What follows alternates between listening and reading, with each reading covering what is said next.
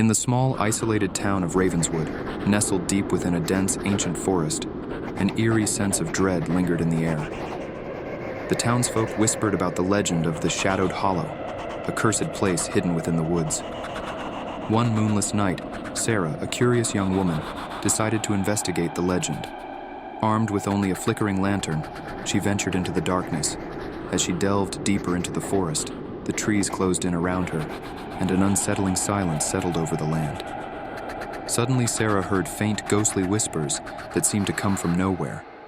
Panic surged through her veins as she realized she was not alone. Shadows danced in the periphery of her lantern's light, and sinister figures emerged from the darkness, their faces obscured. Desperate to escape, Sarah ran, but the forest seemed to conspire against her.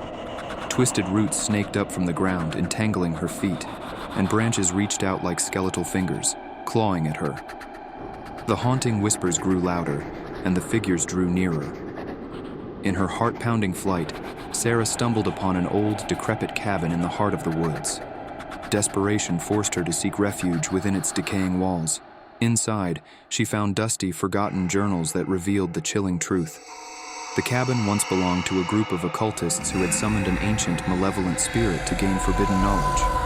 In their greed, they had trapped the spirit within the cabin's walls, cursing the place forever. As Sarah read on, she realized that the spirit craved a host to escape its prison, and it had chosen her.